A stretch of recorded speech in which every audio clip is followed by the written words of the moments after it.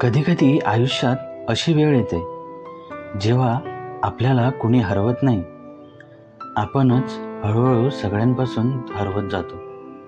कधी अपयशामुळे, कधी लोकांच्या बदललेल्या वागण्यामुळे, आणि कधी ज्या लोकांना आपण आपलं समजलं त्यांनी आपल्याला फक्त त्यांच्या गरजेपुरतंच आपलं मानलं म्हणून.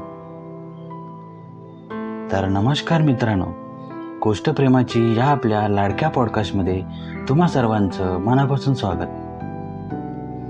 तर मित्रांनो, ही गोष्ट आहे अशाच एका व्यक्तीची. नाव काहीही असू द्या, कारण कदाचित ही गोष्ट त्याची नाही, कदाचित ही गोष्ट तुमची आहे. त्याने आयुष्यात खूप प्रयत्न केले होते, एकदा नाही, दोनदा नाही, कितीतरी वेळा. प्रत्येक वेळी त्याला वाटायचं यावेळी जमेल, पण प्रत्येक वेळी आयुष्याने त्याच्यासमोर एकच उत्तर ठेवलं: अपयश. पहिल्यांदा अपयश आलं तेव्हा त्याने स्वतःला समजावलं, काही हरकत नाही, पुन्हा प्रयत्न करू. दुसऱ्यांदा म्हणाला, कदाचित माझी वेळ अजून आलेली नाही. आणि तिसऱ्यांदा तो शांत झाला. आणि नंतरच्या प्रत्येक अपयशानंतर तो स्वतःलाच एक प्रश्न विचारू लागला की माझ्यातच काही कमी आहे का? पण त्याच्या अपयशापेक्षा त्याला जास्त त्रास एका वेगळ्याच गोष्टीचा होत होता. लोकांसमोर त्याला कुणी काही म्हणत नव्हतं. सगळे हसत बोलायचे, चौकशी करायचे, काय चाललंय, काय प्लॅन आहे पुढचा.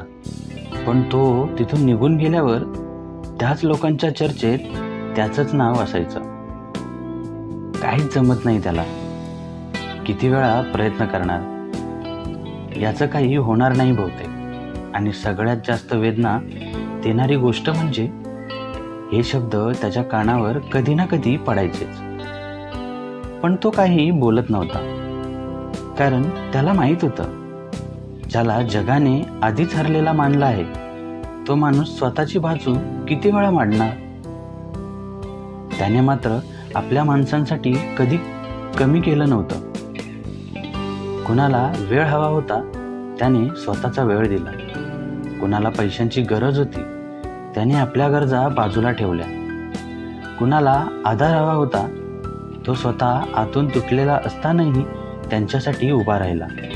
कुणाच्या स्वप्नांसाठी त्याने रात्र जागून काढली. कुणाच्या संकटात स्वतःच्या समस्या विसरला. आणि कुणी एकटं पडू नये म्हणून स्वतः एकटं राहिला. पण आयुष्य किती विचित्र असतं.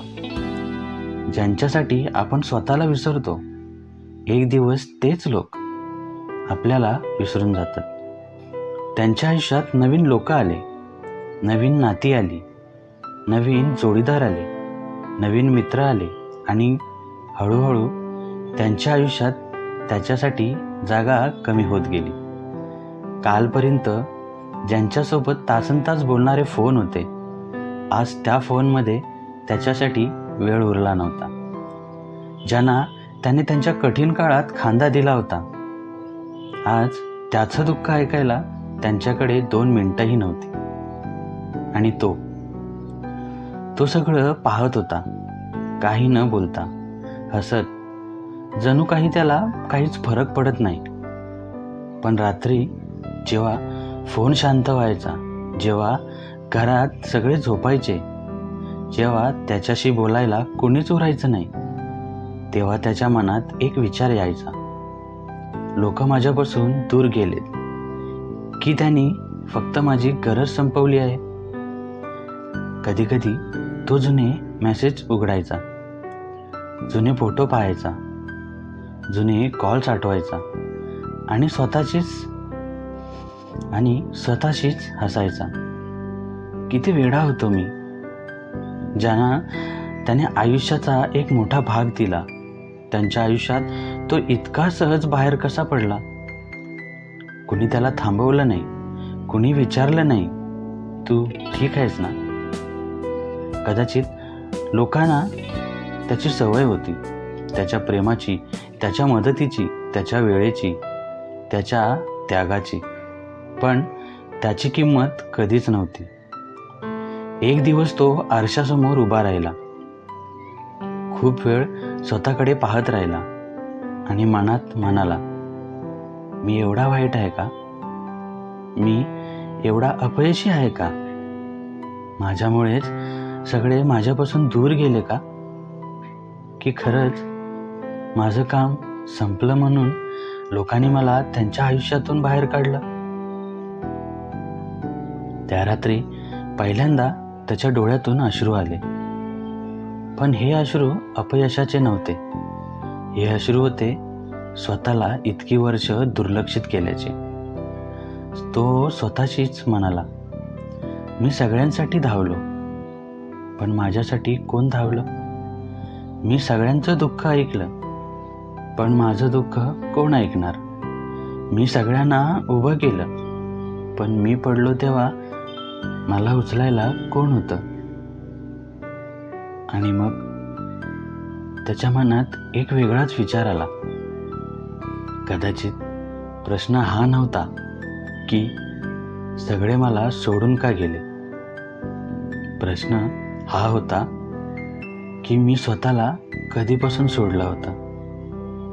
त्याला जाणवलं तो सतत लोकांना खुश ठेवण्याच्या प्रयत्नात होता. कोणी नाराज होऊ नये म्हणून स्वतःला बदलत होता. कोणी दूर जाऊ नये म्हणून स्वतःचीच किंमत कमी करत होता. कोणी सोडून जाऊ नये म्हणून स्वतःच्याच मनाला रोज थोडं थोडं सोडत होता. त्या रात्री त्याने कुणालाही फोन केला नाही, कुणाकडेही तक्रार केली नाही, कुणाला मेसेज करून विचारलं नाही की तू बदललास का. त्याने फक्त फोन बाजूला ठेवला आणि स्वतःशीच एक छोटंसं वचन दिलं, आता मी स्वतःला कुणाच्या सोयीचा माणूस बनवणार नाही. कदाचित उद्यापासून त्याचं आयुष्य लगेच बदलणार नव्हतं. अपयश एका दिवसात संपणार नव्हतं. लोक लगेच परत येणार नव्हते. ज्यांनी त्याची निंदा केली ते अचानक त्याचं कौतुक करणार नव्हते. पण एक गोष्ट बदलली होती, त्याने स्वतःकडे पाहण्याची नजर बदलली होती. आता अपयश आलं तर तो म्हणणार होता, मी अपयशी झालोय, पण मी अपयशी माणूस नाही.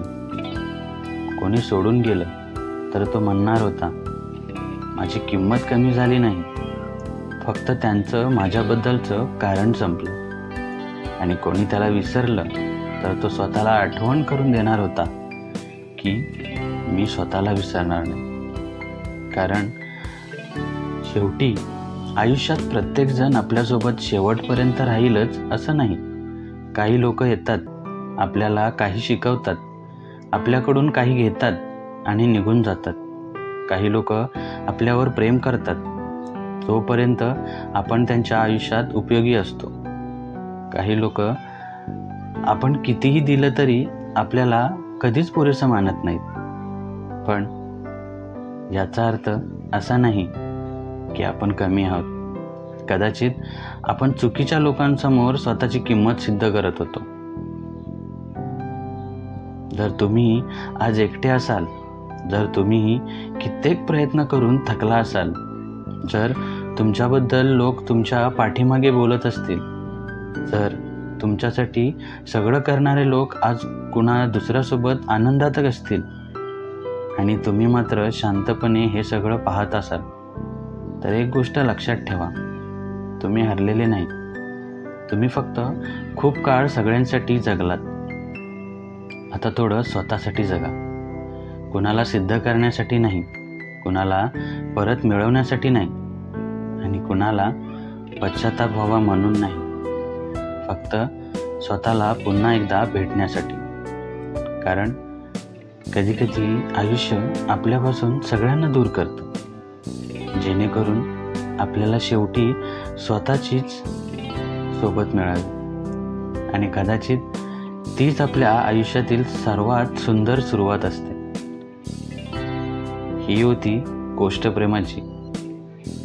कारण प्रत्येक प्रेमकथा दोन व्यक्तीमध्येच घडते असं नाही, कधीकधी सगळ्यात मोठी प्रेमकथा असते आपण स्वतःला पुन्हा एकदा प्रेम करायला शिकवण्याची.